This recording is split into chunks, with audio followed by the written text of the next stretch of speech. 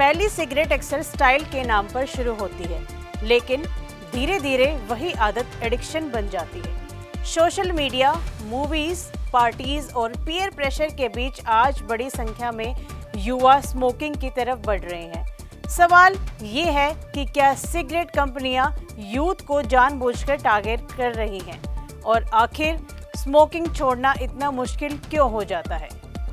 नमस्कार, मैं हूं आपके साथ प्रियंका और आप देख रहे हैं भारती नेटवर्क।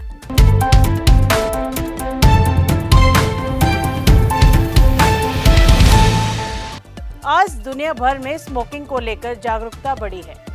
सिगरेट पैक्स पर वार्निंग छपती है, एड्स पर रिस्ट्रिक्शंस हैं, फिर भी करोड़ों लोग स्मोकिंग कर रहे हैं। सबसे ज्यादा चिंता की बात यह है कि कई युवा बहुत कम उम्र में स्मोकिंग शुरू कर रहे हैं।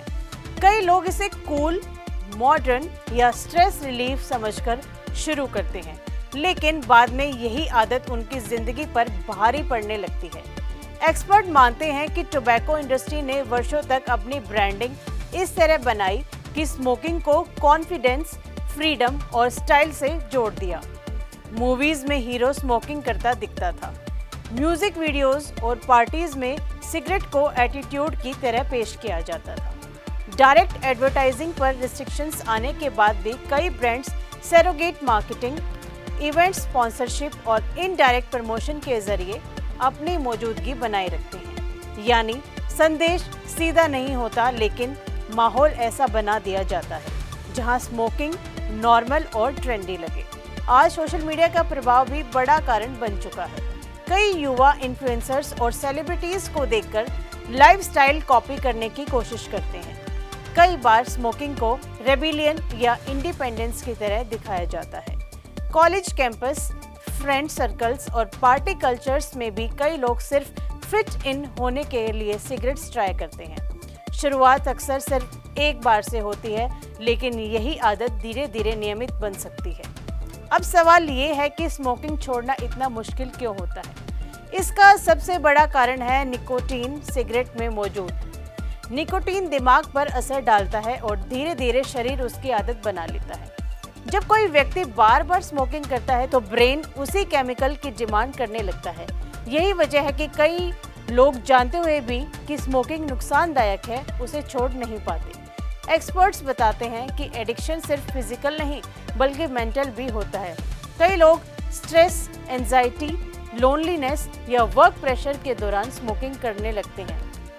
धीरे धीरे दिमाग स्मोकिंग को रिलैक्सेशन से जोड़ देता है, यानी व्यक्ति को लगता है कि सिगरेट उसे शांत कर रही है, जबकि असल में शरीर सिर्फ निकोटीन की कमी पूरी करने की कोशिश कर रहा होता है। यही कारण है कि स्मोकिंग छोड़ते समय चिड़चिड़ापन, बेचैनी और मूड स्विंग्स जैसी समस्याएं हो सकती हैं। सबसे ज्यादा चिंता युवाओं को लेकर है। कम उम्र में शुरू हुई स्मोकिंग लंबे समय तक का एडिक्शन का रूप ले सकती है। डॉक्टर्स लगातार चेतावनी देते हैं कि स्मोकिंग का असर सिर्फ फेफड़ों तक सीमित नहीं, हार्ट डिजीजेस, ब्रीदिंग प्रॉब्लम्स और कई गंभीर बीमारियों का खतरा बढ़ सकता है।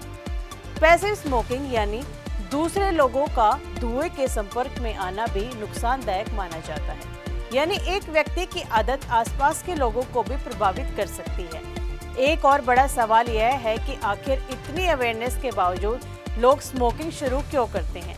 इसका जवाब सिर्फ एक नहीं है। कुछ लोग क्यूरियोसिटी में शुरू करते हैं, कुछ पीयर प्रेशर में, कुछ स्ट्रेस के कारण और कुछ लोग इसे अडल्ट लाइफस्टाइल का हिस्सा समझ लेते हैं।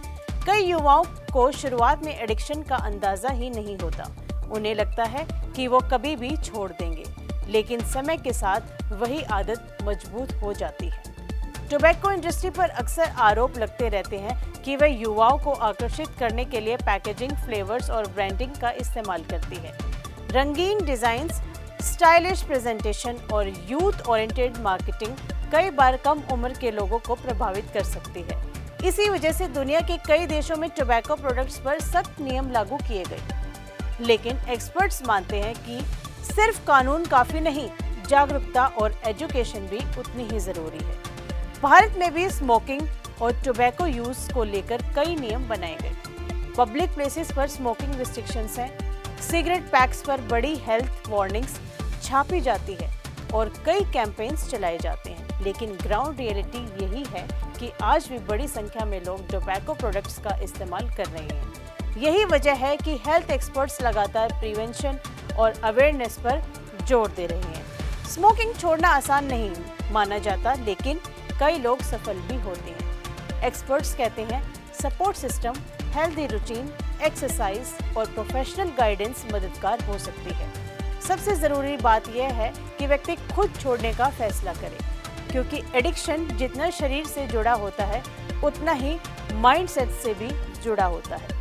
सोचिए, अगर एक आदत इतनी मजबूत हो जाए कि इंसान नुकसान जानते हुए भी उसे छोड़ न पाए, तो यह सिर्फ पर्सनल चॉइस नहीं रह जाती, बल्कि पब्लिक हेल्थ का बड़ा मुद्दा बन जाता है। यही कारण है कि दुनिया भर में स्मोकिंग को लेकर लगातार चिंता बढ़ रही है। भारत दुनिया की सबसे युवा आबादी वाले देशों में से एक है। अगर यूथ बड़ी संख्या में एडिक्शन की तरफ बढ़ेगा तो इसका असर सिर्फ हेल्थ पर नहीं बल्कि प्रोडक्टिविटी और सोसाइटी पर भी पड़ेगा। इसलिए सवाल सिर्फ सिगरेट का नहीं बल्कि उस पूरे माहौल का है जो युवाओं को ऐसी आदत की तरफ धकेलता है। अब सवाल आपसे, क्या आपको लगता है कि सिगरेट कंपनियां यूथ को टारगेट करती हैं? क्या सोशल मीडिया और मूवीज स्मोकिंग को ग्लैमरस बनाते हैं? और क्या स्मोकिंग को लेकर अवेयरनेस अभी भी कम है?